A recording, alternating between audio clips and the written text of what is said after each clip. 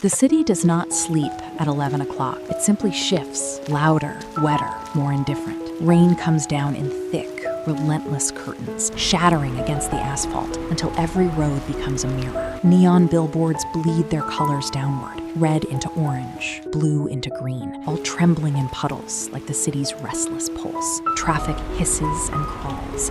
Horns cry out into the dark. Somewhere beneath all that noise, Zain rides. He is 30 years old, and tonight he looks older. His helmet visor is smeared with rain. He keeps forgetting to wipe. The delivery bags behind him are sealed tight, 3 orders still. The clock on the cracked phone screen, mounted on the handlebar with electrical tape, keeps counting. He doesn't look at it more than he has to. 1 meter of wet road, then another. That is the only mathematics that matters right now. His face holds no anger, no self-pity, just the clean, hollow tiredness of a man doing exactly what needs to be done. At a red light, while rain drums on his helmet like insistent fingers, a memory surfaces. His father's voice, warm and firm the way a hand on the shoulder is warm and firm. Study hard, son. Become a lawyer. Become something that lets you hold your head up. His mother, bent under a lamp late at night, pressing his school uniform for the morning, then leaning out to tell the neighbors, my son is going to be something. 22 interviews over 2 years. 22 polite emails that all meant the same thing. Then one afternoon, a notification from a delivery app. He accepted it the same day. The rent was 3 weeks overdue. His mother's medication couldn't wait. The world doesn't pause while you search for your place inside it. That was the year he understood this completely. The way you can only understand something after it has already cost you. The light turns green. He rides forward. The oil patch is invisible in the rain. A dark slick against a dark road. His rear tire finds it without warning. He squeezes the brakes. For one suspended moment, the world tilts sideways, slow and cinematic, and then the pavement rises up to meet him. He lies still for 2 seconds, maybe 3. The delivery boxes have scattered. His phone screen has a new crack, but the GPS dot still blinks faithfully. Around him, a few cars slow, curious, cautious, and then move on. One horn sounds. No one stops. Zain pushes himself up. His palms are scraped. His knee aches. His eyes are dry. He ran out of tears for moments like this some time ago. But in the silence between one raindrop and the next, a question forms. Not desperate, just exhausted and honest. Does this road always do this? Will it always? A white car stops. Both doors open at the same moment, as if the 2 people inside had rehearsed it. A young man in a suit, already getting wet, jogs to Zain's side. A young woman comes from the other door, her dupatta plastered to her shoulders by the rain, already crouching to collect the scattered boxes without asking whether they're worth saving. Are you okay? Can you stand? The young man asks, his hand finding the space under Zain's arm. Zain says yes, just the one word. But something shifts in his chest, small and quiet and permanent. Because in 30 years of living, in this city that does not stop for anyone, a stranger has just stopped for him. As they return to their car, the young man glances back. Be careful, brother. It's really coming down tonight. Brother. Such a small word. Zain stands in the rain for 10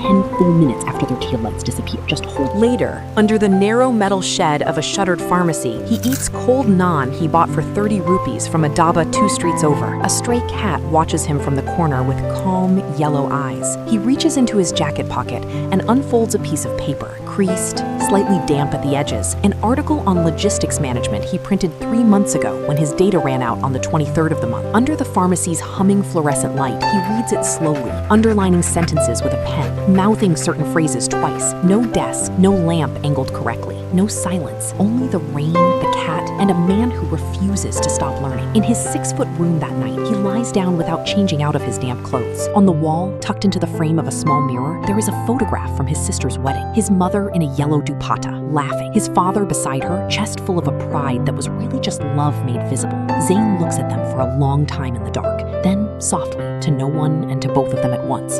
Not yet, but soon. He is asleep before the thought finishes settling. Morning arrives gently. The city after rain is a different creature, quieter, washed clean, the light thin and silver. Zain stands before a small mirror in a pressed white camise he ironed twice the night before. Black trousers, shoes polished with a cloth until they reflect the ceiling. He adjusts his collar, checks it again. The email came 2 weeks ago from a downtown logistics company, entry-level operations, nothing glamorous, and he read it 4 times before he believed it was real. He takes the bus. The motorcycle stays home so the clothes stay clean. Through the window, the city moves past in its morning softness. A fruit cart being arranged with quiet care. Children in school uniforms walking in loose groups. A man painting the front of his shop in a particular shade of blue that looks almost brave in the early light. Zain's heart is beating quickly. He breathes slow. He has 3 months of stolen reading with him, absorbed in sheds and under dim bulbs and on the backs of delivery receipts. He is not arriving empty-handed. The lobby has marble floors and cool air, and the kind of quiet that money buys. He gives his name at the reception and is handed a visitor badge. The chairs are so clean, he hesitates before sitting. The lift opens. A young woman walks out with a notepad, and Zain recognizes her in the same instant she recognizes him. The rain,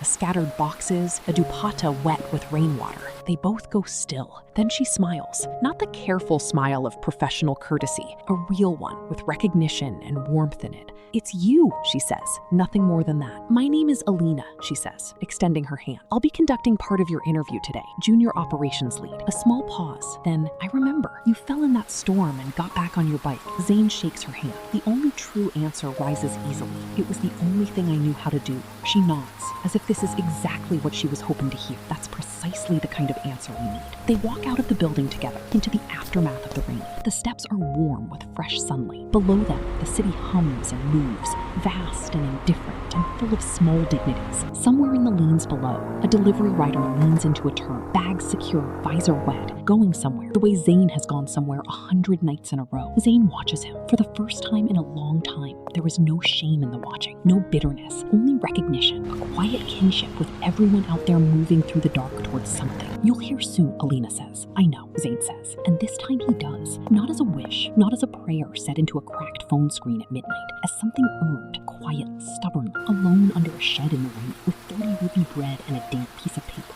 and a will that simply would not break. Some roads are not closed. Some roads, if you keep walking them, lead exactly where you were always meant to go.